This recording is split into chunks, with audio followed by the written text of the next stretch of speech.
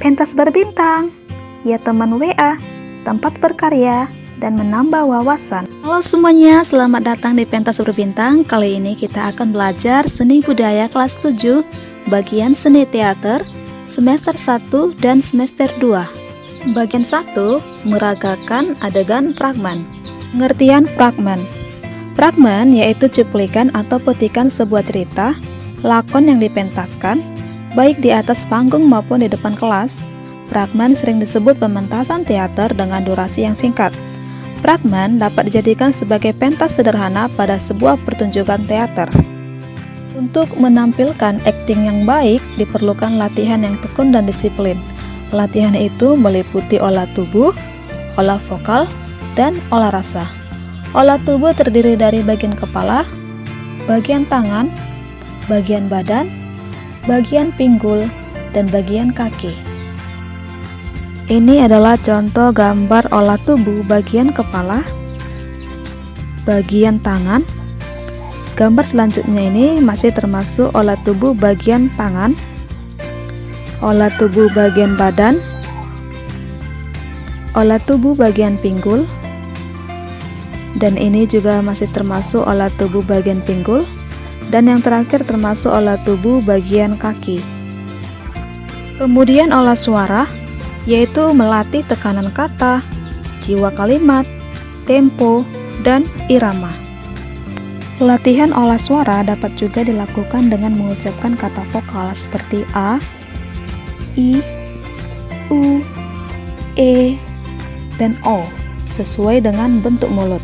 Dalam latihan olah suara, terutama yang berhubungan dengan membaca naskah atau puisi, perlu diperhatikan juga tekanan kata, jiwa kalimat, tempo, dan irama. Yang pertama kita bahas bagian tekanan kata. Tekanan pada kata tertentu yang perlu ditonjolkan pada suatu kalimat untuk suatu kepentingan, baik untuk menonjolkan perasaan atau pikiran dalam kalimat itu.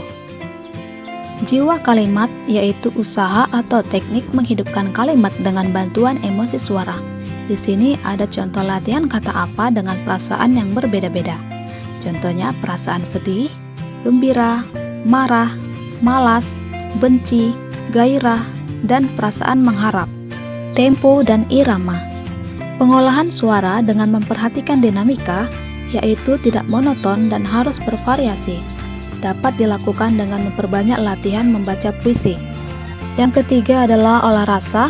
Di sini kita akan latihan konsentrasi, latihan imajinasi, dan latihan ingatan emosi. Baiklah, kita masuk ke latihan konsentrasi. Pada latihan konsentrasi, kita memusatkan pikiran pada suatu objek sesuai dengan tujuan. Latihan ini berfungsi untuk membuat pikiran fokus pada naskah dan lawan main. Latihan imajinasi.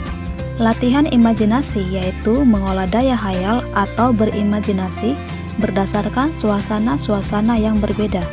Latihan yang terakhir adalah latihan ingatan emosi.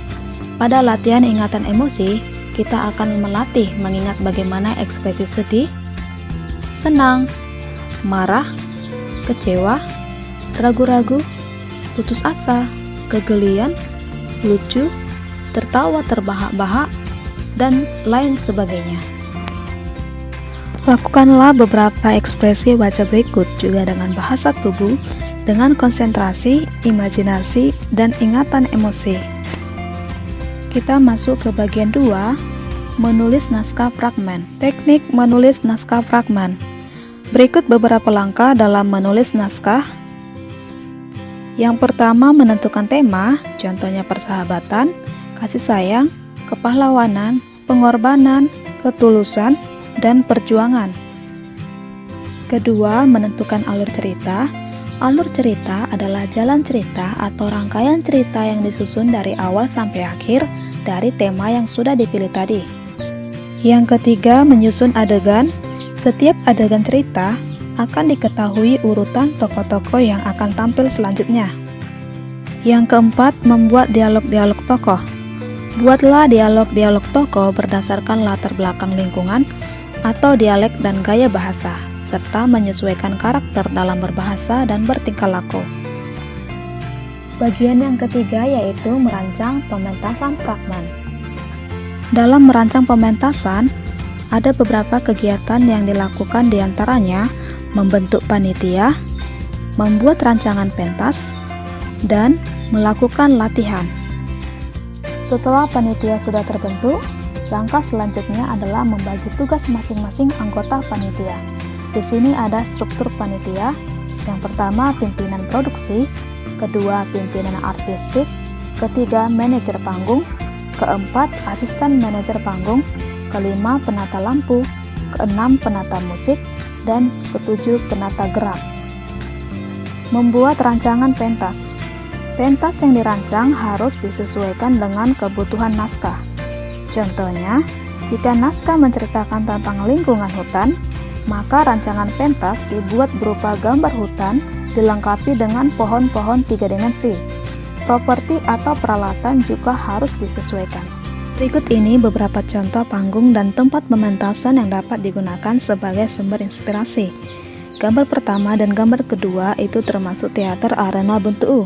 Sedangkan gambar yang di bawah sebelah kiri itu termasuk teater arena bentuk belingkar.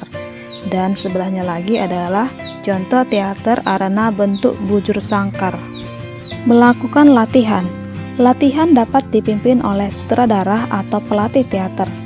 Latihan yang baik dilakukan secara rutin dengan berbagai pemanasan terlebih dahulu, seperti olah tubuh, olah suara, dan olah rasa. Bagian 4. Mementaskan fragmen. Beberapa hal yang harus diperhatikan saat mementaskan fragmen adalah seluruh kepanitiaan yang terlibat harus konsentrasi penuh. Jangan sampai terjadi kesalahan dari yang direncanakan. Menjaga kekompakan dalam bekerja sama akan membuat pementasan berhasil dengan baik. Pada saat pelaksanaan, ada beberapa hal yang penting dilakukan berkaitan dengan pementasan, yaitu tata rias, tata busana, tata suara, tata panggung, dan tata lampu. Tata rias dalam pementasan fragmen. Kita akan pelajari satu persatu, yaitu tata rias. Tata rias dapat mengubah dan menguatkan karakter tokoh. Contohnya, wajah muda dapat diubah menjadi wajah tua, mengubah kulit seolah-olah terluka, bahkan anggota tubuh seolah-olah ada yang patah. Ini adalah salah satu contoh tata busana. Selanjutnya, tata busana. Tata rias dapat menunjukkan dan menguatkan karakter tokoh. Begitu juga tata busana. Contohnya, tata busana atau pakaian peran pengemis akan berbeda dengan seorang raja. Tata busana peran kancil akan berbeda dengan tokoh buaya. Contoh gambar tata suara pada pementasan. Tata suara. Tata suara dalam pementasan berupa suara pemain, sound system, musik pengiring menggunakan rekaman, dan musik pengiring secara langsung. Ini adalah contoh dari tata panggung dalam pementasan. Tata panggung. Ada beberapa jenis tata panggung. Ada panggung berbentuk lingkaran dan ada juga panggung berbentuk tapal kuda. Ada panggung di luar disebut dengan outdoor dan ada panggung di dalam disebut dengan indoor. Ini adalah contoh dari tata lampu dalam pementasan. Tata lampu. Tata lampu berfungsi untuk membangun suasana. Penggunaan lampu teplok atau petromak dapat menunjukkan suasana rumah pedesaan pada zaman dulu. Jika pementasan teater dilakukan siang hari dan di ruang terbuka, tidak diperlukan tata lampu. Evaluasi pelaksanaan pementasan. Pada akhir pementasan perlu dilakukan evaluasi. Saat evaluasi, kebesaran hati sangat diperlukan untuk menerima kritik dan masukan atas semua yang telah dikerjakan. Tanggapi semua saran dan masukan untuk sesuatu yang lebih baik lagi. Adapun tujuan evaluasi pelaksanaan pementasan yaitu 1. Mengetahui kekurangan dan kelebihan pelaksanaan pementasan. 2. Umpan balik untuk perbaikan pada tahun berikutnya. 3. Saling menghargai kerja tim. 4. Hasil akhir merupakan hasil kerja tim, bukan hasil kerja perorangan.